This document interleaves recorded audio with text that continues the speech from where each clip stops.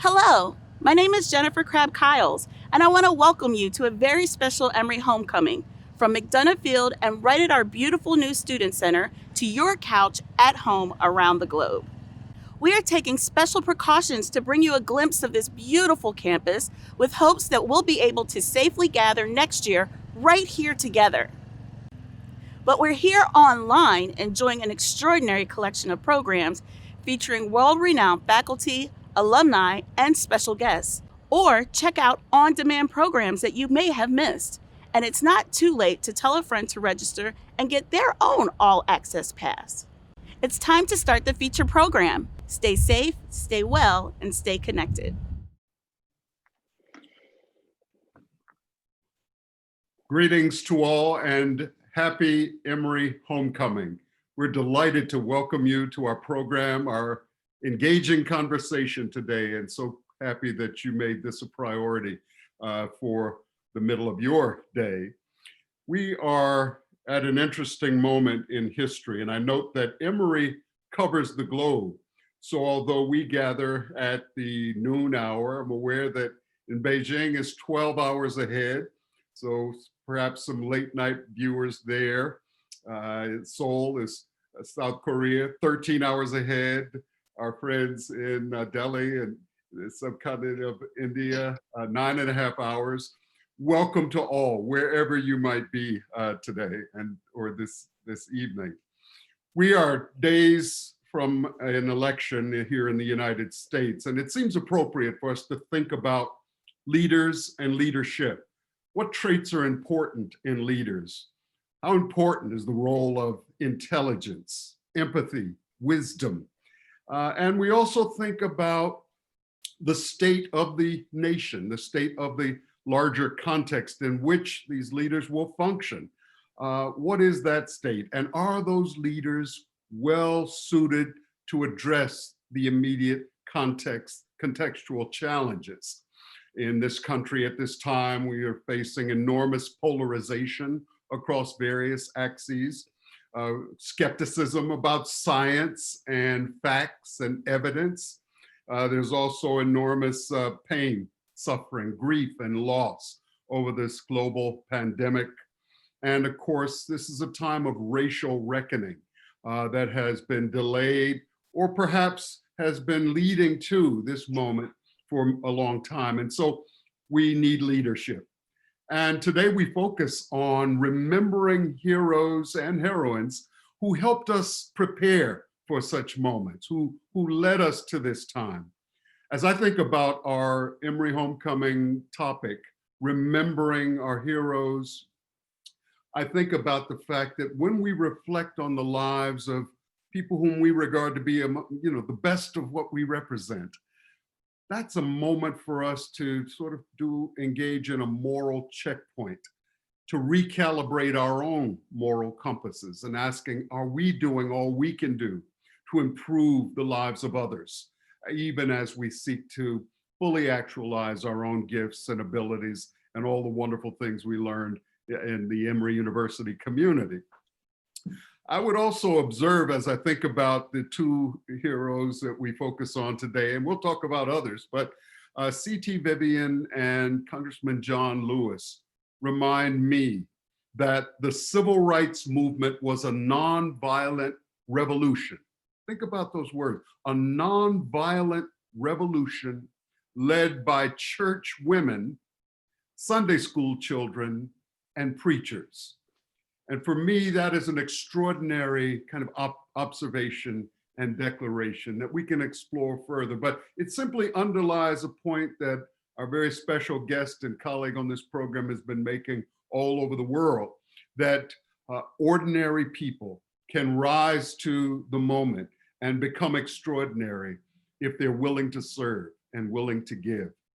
So we have this extraordinary program that begins with some reflections and conversation, and then we'll be opening the portal to hear from you, our viewers and participants. We look forward to your questions and comments, and then we'll wrap up promptly at the conclusion of our hour together. But it gives me enormous pleasure to introduce my friend, fellow panelist, and conversant, the Reverend Dr. Bernice A. King. She is, as you know, a global thought leader. She's an orator, an advocate for peace and justice. She is the Chief Executive Officer of the Martin Luther King Jr. Center for Nonviolent Social Change, better known here as the King Center. And she has continued to remind the world that that center was founded by her mother, Mrs. Coretta Scott King, in 1968.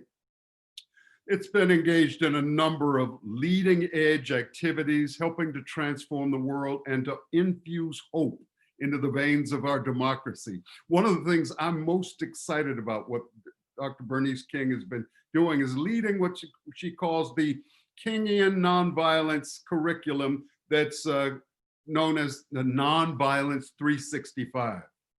Nonviolence 365. So take a moment to learn more about that program, because it has been helping to heal fragmented communities and advocate for justice. For instance, after the tragic death of Michael Brown, Dr. King and the team were leading education efforts with law enforcement, with community leaders and civic leaders, with activists, even with gang members and business leaders in the Ferguson community.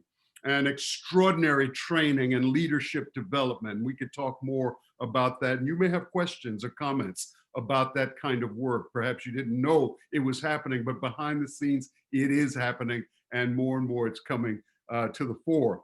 We should also know that under Dr. King's leadership, the center has expanded and enhanced its community engagement to include partnering with the Urban League of Atlanta to provide that Nonviolence 365 experience for ex-offenders. So reaching all sorts of audiences.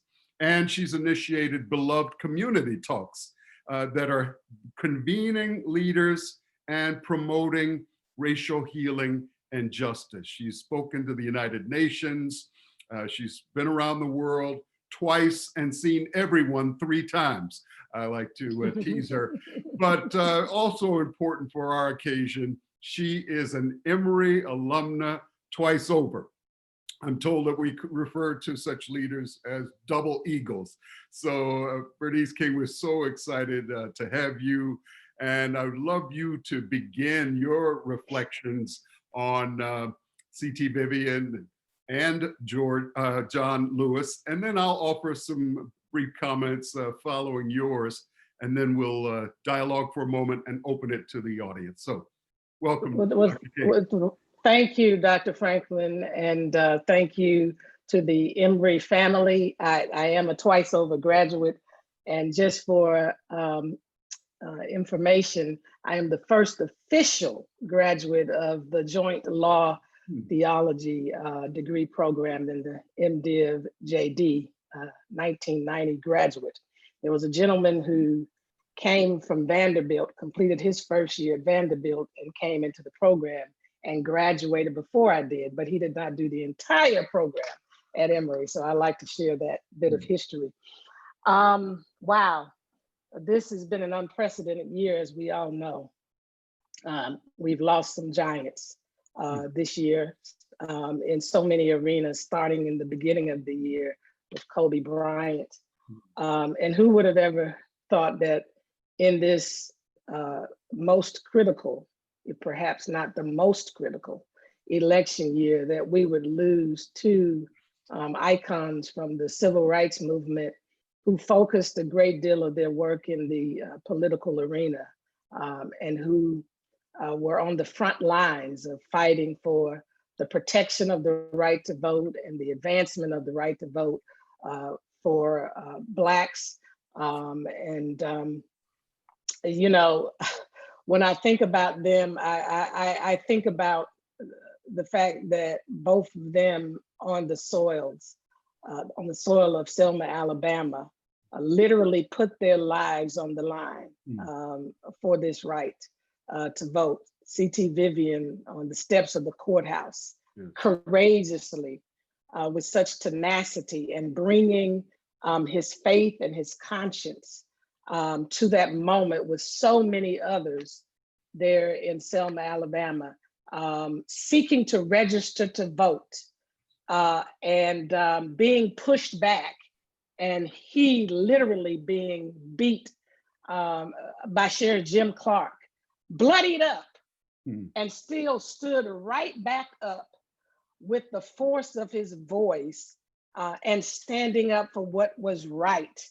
Did not allow the emotion of that moment to turn him into bitterness, but he rose up to a level of higher consciousness, still appealing with the blood dripping to the consciousness of Jim Clark and the men that were standing around, and dramatizing that moment to show the evil of what was happening, in that city, and obviously all across the South in particular. And then John Lewis, along with Jose Williams. John Lewis, a very young man of strength, of courage, who also brought his faith and consciousness, sense of operating out of that higher consciousness, to the bridge, the Edmund Pettus Bridge, walking side by side with Jose Williams, who represented the Southern Christian Leadership Conference that my father led. And people don't know that SNCC really did not support that march. So John had to go kind of alone in that journey. Amelia Boynton, we don't want to forget her, because she's the one who invited my father and SCLC to Selma, Alabama, to get involved. They usually called my father in when they wanted to further highlight, dramatize, and elevate an issue in different communities. And so they marched across that bridge, and we know the story. Yes. And I like to say that those two gentlemen exuded one of the principles, all of the principles, but in particular, one I want to highlight is the principle, the fourth principle of nonviolence, that nonviolence, suffering, voluntarily suffering, can educate and transform. Yes. In other words, that unearned suffering can be redemptive. Yes. They were bloodied up, others were bloodied up and beaten. A few lives were lost during that movement, but their suffering was not in vain, and there were the redeeming moments. I'm sure that as Congressman Lewis was on that bridge, and as CT was, on those steps, they probably couldn't even imagine the moment when Congressman Lewis would be serving in Congress. Yes. And under our first African-American president for 2 terms. Probably couldn't even imagine that. And Dr. Vivian, not imagining a world where he would go forward and did a lot of work in voter education and transformation. And I remember him distinctly for doing these racial, I don't know if they call racial healing, but workshops around racial tension, and helping people to better understand racism. They probably couldn't even imagine that suffering would lead to a society that we see now, where there are a number of African-American elected officials. We've made our greatest advancements, I believe, in the political arena, and we have a lot of work to do in the economic arena. But that unearned suffering is redemptive. And so I honor these men. I think their death this year, Dr. Franklin, really signaled that it was a double. I mean, It was on the same day. I mean, how that's not man's doing. That's God's doing. That was a Kairos moment. He interrupted and intercepted time to kind of shake us to realize, look, this nation has to really restore its sense of democracy and its respect for the voice of the people. Yes. Because the thing that they fought for in common was that right to vote.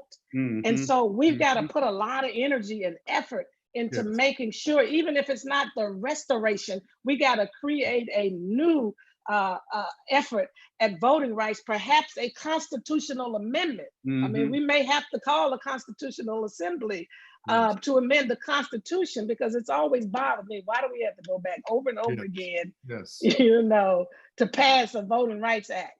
That Yes. means it's still not safe. It's still not secure. And Yes. so I'm going to stop there because I've said a lot. Wow. Wow. That's incredible. Thank you so much. I really cherish your memories whenever you reflect on the past, bring it to the contemporary situation, and then project forward, as you say, voting and mobilizing all of our resources to produce change at the ballot box is the moral, ethical imperative of the hour. I also appreciate your reflection about the role of violence in this movement and of suffering. Your father used to say that rioting was the language of the unheard, that people who felt desperate, no other way to express themselves, were often compelled to destroy property, for instance. But you raise an interesting kind of point for all of us to reflect on. What about that state-sponsored violence? That's not the language of the desperate and the unheard. That was, as you say, C.T. Vivian was brutalized, concussions. We all remember the pictures from March 6, 1965, and John Lewis on the Edmund Pettus Bridge, state-sanctioned violence. And from my perspective, and others have observed, that kind of violence represents the end of moral legitimacy. Yeah. In other words, the state is unable to persuade citizens to comply and to follow the law. The law itself is immoral, as your father wrote in the 1963 letter from Birmingham jail. And so when it runs out of arguments, runs out of moral legitimacy, it resorts to violence. And isn't it interesting that both of those leaders, heroes that we remember today, wore bandages days after and were brutalized? I think about these two extraordinary leaders, and two metaphors come to mind. As you talked about John Lewis facing off against soldiers. Think about that picture, that Edmund Pettus Bridge. Nonviolence advocates, soldiers, warriors, facing off against those with billy clubs and weapons. John Lewis was, for me, a kind of warrior. But C.T. Vivian, I always remember, I don't know what you think, but he was the diplomat for me. He was always so smooth, so persuasive, so articulate. Do you have a thought about the warrior and the diplomat, and both styles of leadership were important? Yeah, I think it's so important, especially today, because I think, unfortunately, there's this notion that the only a weapon or the only pathway that we have is through protest. Yes. And it is a pathway. It is a tactic in the nonviolent movement that my father led. But we have to complement that warrior with the diplomat. Those people who can really articulate the issues and articulate the movement. And especially today, this is very important, because you have this social media where everybody has a voice. And it's very easy for a message, a mission, an effort to be lost if there's not a person who can clearly articulate the issues for the masses of people. It'll get hijacked by others. And so you need those warriors, you need those diplomats also to work behind the scenes. You know, oftentimes Andrew Young, Ambassador Andrew Young, who I affectionately call Uncle Andy, was teased for being a, what is the word? I'm losing the word. Kind of the negotiator, ambassador. No. Today they call it a sellout. But Oh. God, I'm losing the word. I can't believe it. But it's Not because Uncle Tom.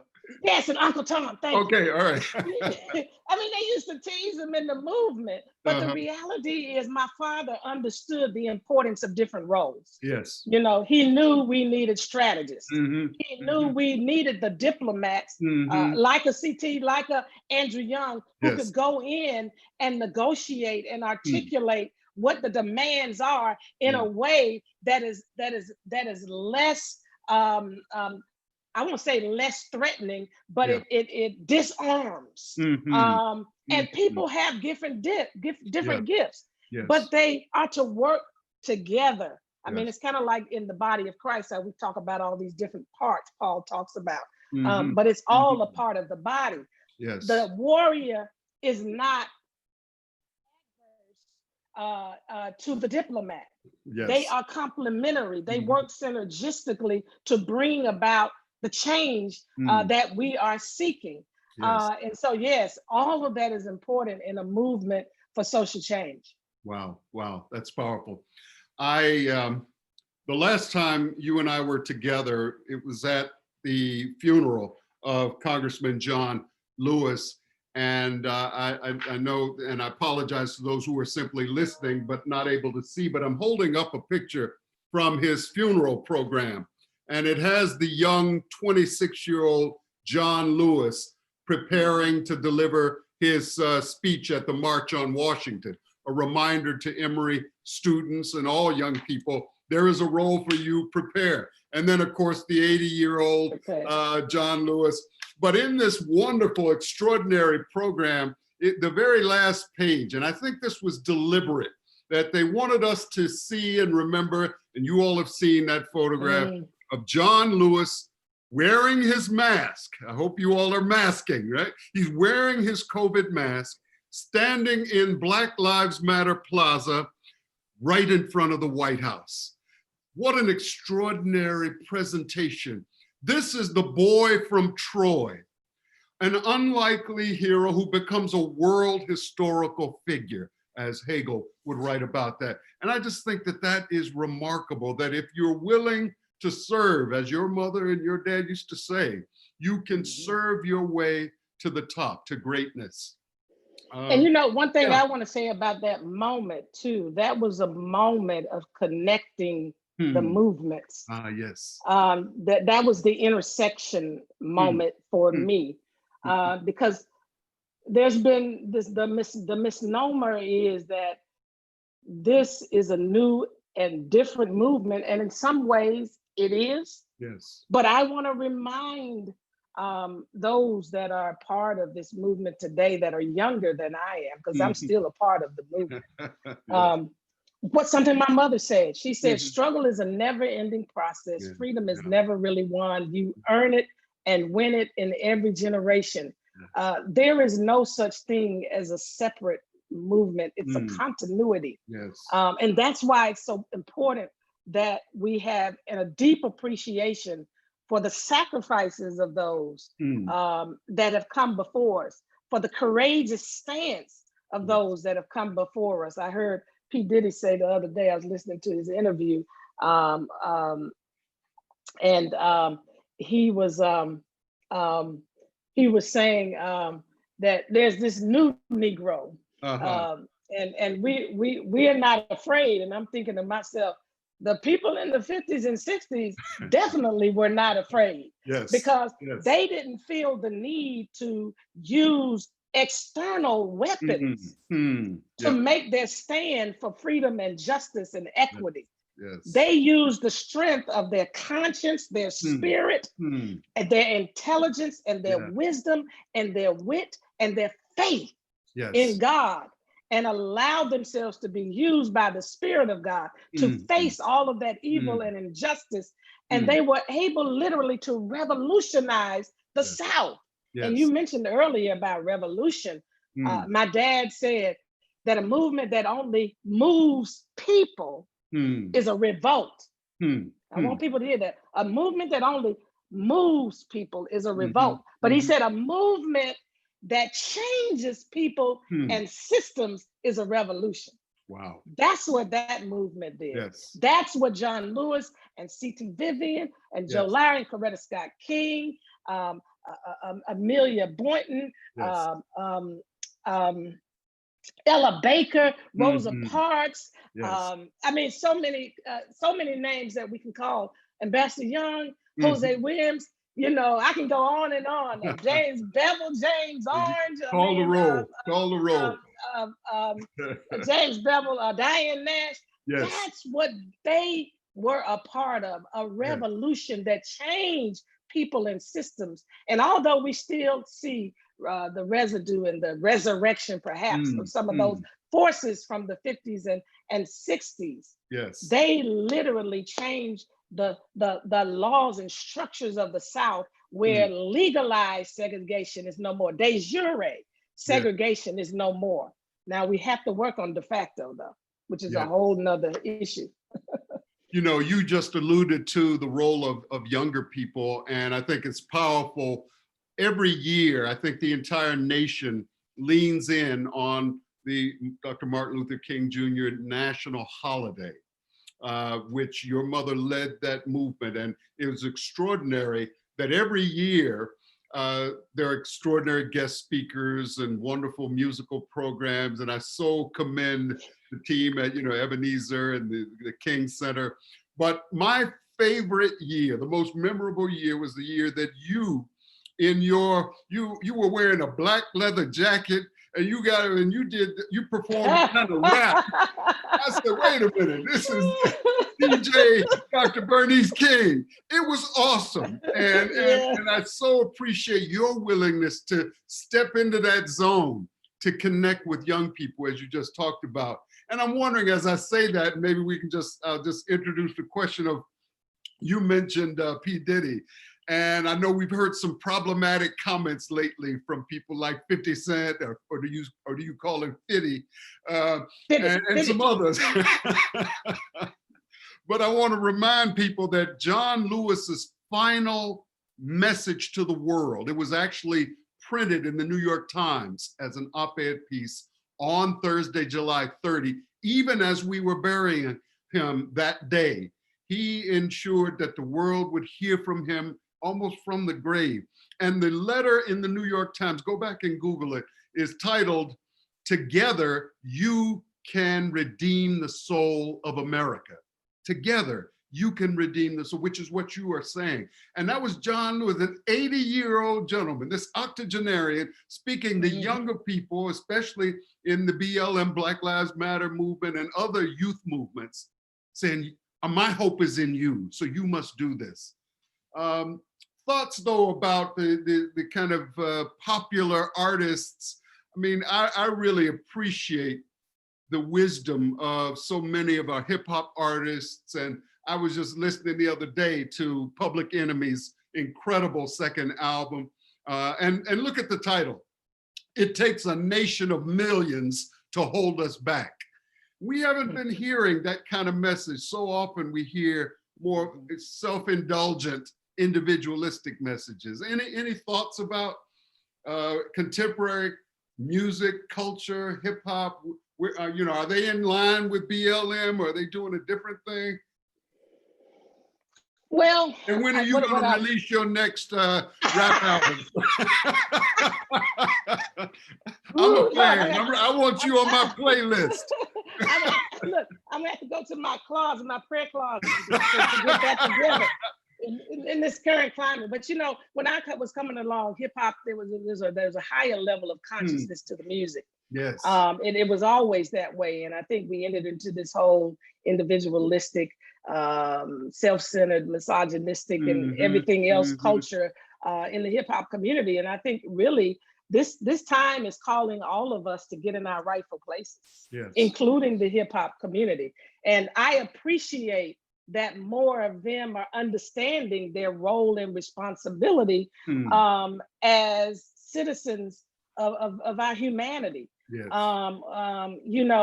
We can't just pursue whatever our profession is in a self-centered manner. You know, Mhm. Daddy said an individual has not started to live Mm, until he or she can rise above the narrow confines of his or her individualistic mm, concerns. mm, And so, you know, hip hop, you know, people in the entertainment arena, those in the sports arena, you know, mhm. they have massive influence and Yes. platforms, and to use them in the appropriate manner Mm, to raise awareness and speak consciousness is so mm, important. mm. There is some alignment in some places, and Yes. as we all know, is this is not just peculiar to this time period. Mhm. There's always, you know, a bit of competitiveness, you know, in trying to speak to the masses, Mm, yes. and we have a little bit of that happening.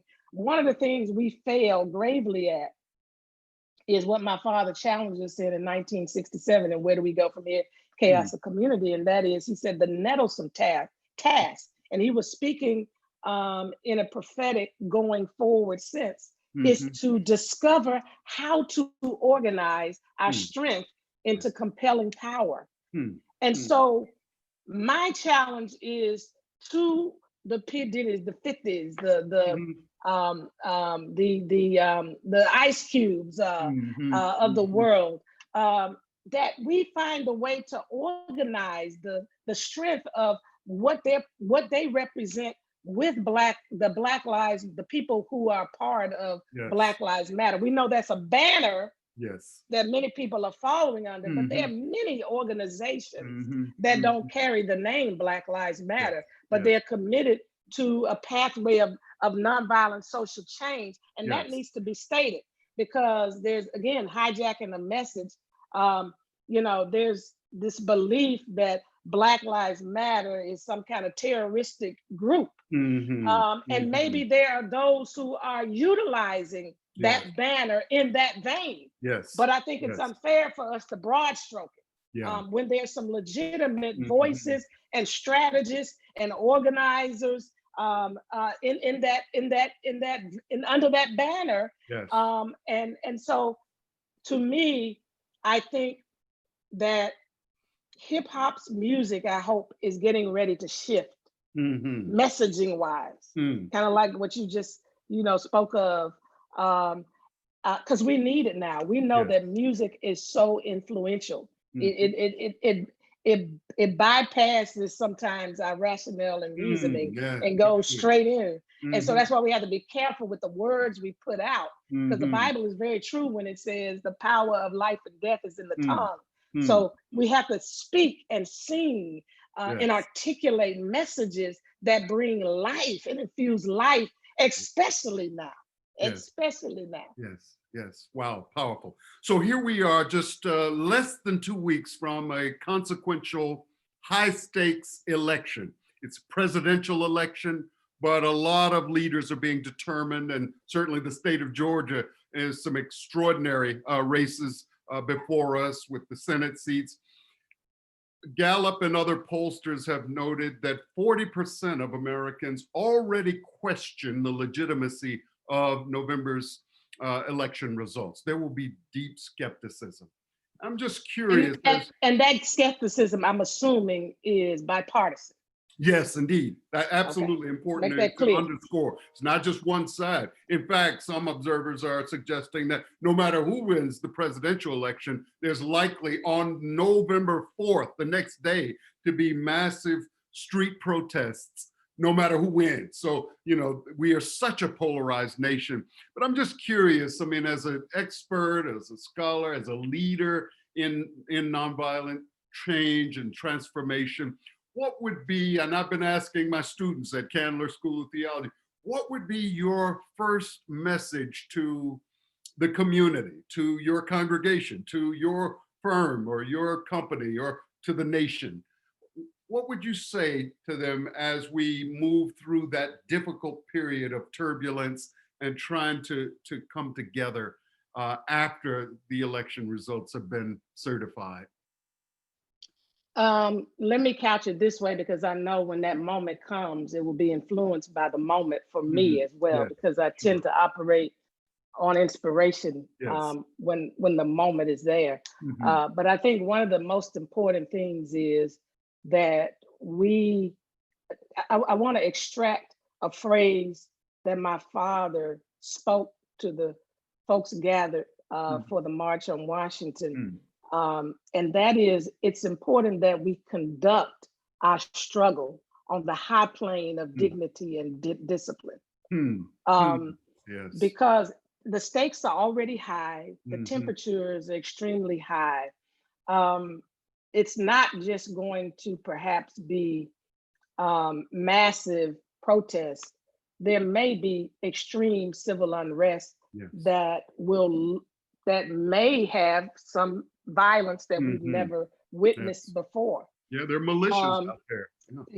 Yeah, I mean, but it's all the way around. And the problem with violence is no matter who starts it, in the end, we will all be guilty if we react violently. Because and when we get when there's a fight that ensues, the guilty one is not the person who just started the fight. The guilty one is the ones who are in the fight.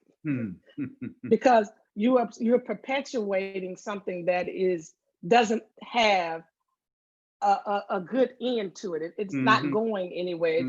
It's just what it is. It's a descending spiral, as Daddy would say. And that's what violence is. So my message is that we understand, number one, we are created with a higher sense of consciousness that we can respond out of instead of react out of. Our emotions are gonna flare. That's natural. We feel things. Being unjust, people being evil, people doing wrong things and vicious things is gonna call forth all of that within our being. But we have to harness that energy and we have to use it in a constructive manner. So my message is keep your struggle on the high plane of dignity and discipline, because this is our humanity that we're fighting for. We're not just fighting for our democracy, we're fighting for our humanity. We're fighting for the dignity and the worth and the value of what we are as human beings. And so, I'm going to be, a part of different, groups and ensuring that, my voice is heard and that our institution, the King Center, is a part of not just the messaging, but some of even the education and training during that time. Because in order for us to get to that higher place as a nation, we're going to have to be educated. We're going to have to be re-educated too, because we've been miseducated for so long. So those will be my kind of messages. And if it gets to the place where people are concerned about what President Trump said, that if he doesn't win because he already feels the same skepticism, that it's not going to be a peaceful transition, he's not going to readily give over power. We have to be assured that we are a nation of laws. That our system has a process that when an election occurs, when that process is completed and there's a declared winner, then that's the winner. When whatever that process is, when it's declared, there's still a process. Maybe there's some legal processes. We have to cooperate with those processes while not cooperating with unjust laws. We cooperate with just laws. We don't cooperate with unjust laws. That doesn't mean we get violent, but we let the strength of our collective be heard and be known through our legislators all over the nation, that the right thing must be done. And at the end of the day, the person who wins is declared a winner and it's settled from a legal standpoint, even if the court systems have to be involved. At the end of the day, when that final decision is made at the highest court level and whatever, that person will no longer have power. Let's just say it is Biden and Trump doesn't have power. Well, we have to understand, you all, he might say something, but as of the 20th, that person will be sworn in in January. And Trump can say what he wants, and he can try to remain in the White House, but he won't be able to call on the Army. All right. He won't be able to call the Navy, the Air Force, and Marine, or the National Guard. So thank God that we have been a nation that understands our true power. And what I mean by that, and I want to take just a quick moment because I know we're winding up. Before my father passed, April 3rd, 1968, one of the phrases that he said in the mountaintop speech is the greatness of America is the right to protest for right. That's the greatness of our country. Yes. That movement legitimated that right. They had to do the hard work of breaking up the fallow ground and getting this nation to understand that we have the right to protest. Yes. They had to defy injunctions. You know what I'm saying? They had to face those billy clubs. Yes. They paid a dear price for the right to protest for right. We have that right in this nation, and we should never let anyone take it away. So use that on the high plane of dignity and discipline to ensure that our elected officials are doing what they are supposed to do, and our legal systems are working the way that they're supposed to work. This is a democracy. Yes. There's not one person, including the president himself, who can hold our country hostage. And because of that right, and I said this to some people, they said, we see, some of the, indicators of a Hitler, a dictator. I said, trust me, in this country, that could not happen. Because there is such a force in this country of nonviolent protest. Thank God that movement intersected time in this country, because we have that memory, and we have those memories of those protests during the Vietnam War. We have these memories, these constant memories, and we have these indicators that we are not going to let a person hold our nation hostage. So that cannot happen in the United States of America.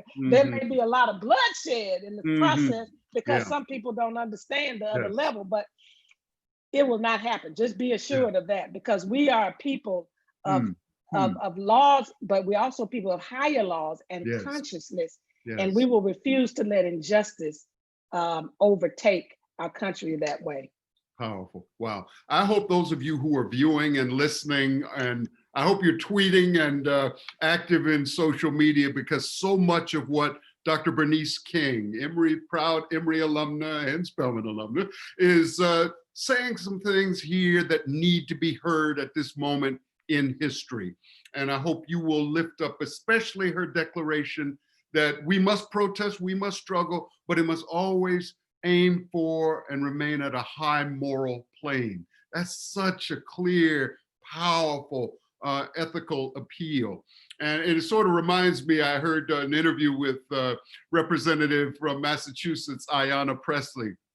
And she talked about how the squad was gathered to protest in Congress one day, and they were going to disrupt and harass kind of some of the members on the other side of the aisle entering the chamber. And John Lewis was with them. Some of you all remember that picture. They were seated on the floor. And John Lewis quietly whispered to Ayanna Pressley and AOC, no, we're not going to do that. That's not how we conduct ourselves in movement. And she said you could hear a pin drop. And I just thought, wow, I thought of that as you were just talking, Dr. King. And I also thought about, Sigmund Freud once said that civilization began the day that the first angry person cast a word instead of a rock. And so that's part of the power of what you've been teaching, and why we all are going to learn more about Nonviolence 365, because it's what you are promoting. Now, we may have time for one or two quick questions. So here's a question from Jack Samuels asking, what is the role of universities and colleges in promoting civil rights. The role of universities, of the education sector in promoting civil rights and human rights. Do you have a thought about that? Well, I don't know if I have a full thought, but what I will say is it is important that in this climate that we suspend ourselves from business as usual in all arenas. Yes. I mean, there's a lot at stake right now, as I said, in our humanity, especially. And so I think universities can play a critical convening role in that arena in concert with those civil, those organizations, those civic organizations like the King Center and others, you know, who are working on the front line of impacting and training and preparing organizers and activists, etc. Because universities are extremely influential. I mean, we've all benefited from universities, even if those who did not attend, you know, in some form or fashion, this entire nation has benefited from the presence of our universities. So I think it's also important for universities to consider teaming up with some of these school districts, because believe it or not, people don't understand. This moment is calling everybody forward and in different ways. And there's a youth population who they don't fully understand, but they're passionate. They're concerned. And they need guidance. And I'm not speaking of the 20-year-old college students, but the high school students who get involved. You know, a lot of times they're just showing up. And they need some guidance. So the university's partnering even with some of these schools to help articulate, you know, what's going on and bringing a coalition together to really look at the ways in which people can engage in this time and the things that they can be involved in. So I just want to put that out. I really love that vision of partnerships, creative and often unlikely partnerships. Let me just mention something, and I hope I'm not going to get in trouble with Emory University's publications office, because they are working on an issue now that will be published next month, November, I believe, and it deserves like 4 fire emojis. I mean, this thing is hot because they focus on, I think, like a dozen African-American professors reflecting on justice and leadership. I was humbly one of those people. And my question, my little article responds really to this question: what universities can do as moral leaders. And part of what echoing what you said, Dr. King, I suggest that because they engage in new knowledge, creating new knowledge and research, they disrupt prejudice and bias and ignorance. They insist upon facts and evidence and data. And that's an important thing to lead with. They also can be examples, especially our larger universities carry a lot of weight. Emory's the largest employer in Metro Atlanta right now, with the decline of Delta Airlines, who was #1. And so we can throw our weight around it to promote moral causes, greater inclusivity. Here we are in Pride Month, October, ensuring the LGBTQ community receives equal treatment and opportunities, ensuring through the selection of personnel and leadership that we represent diversity. So all of that is a part of, and the article goes further about what universities can do. Let's see if we can get another quick one in, as we have about 4 minutes left. Maureen Sweatman asks, what brings you joy in hard times? My, what brings you joy in hard times?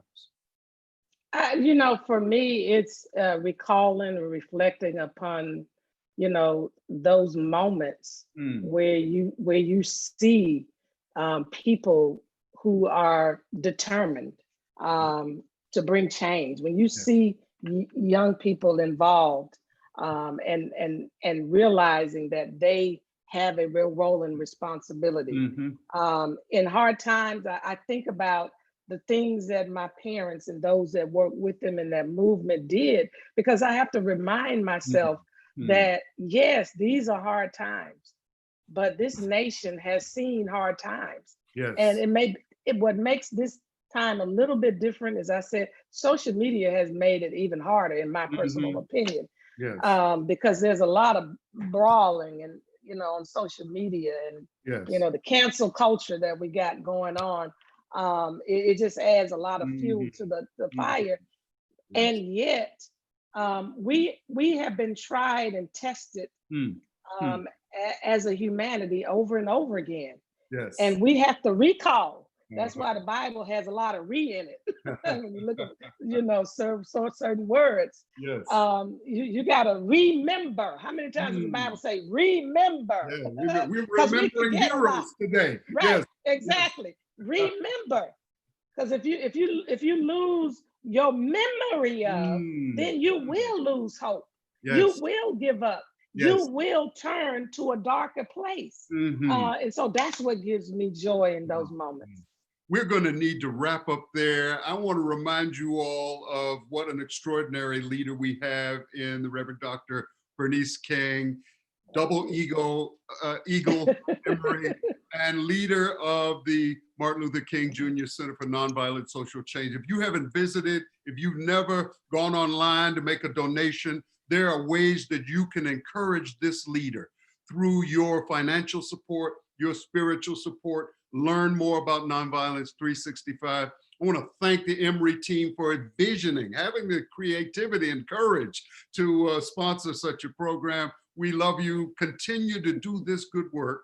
Dr. Franklin, I just want to invite people to join me on next Tuesday. We're doing a Beloved Community Talks around the election and get out the vote at the King Center Facebook page. And we have trainings going on as well. We want you to just log on and find out more about that, because we got to transform this world to a better world. Well, I'll be there. We thank you for the invitation. I say to all of you, remember the words of Rabbi Hillel, that the world is equally balanced between good and evil, and your next act will tip the scale. Thank you all for joining us today. Enjoy your day.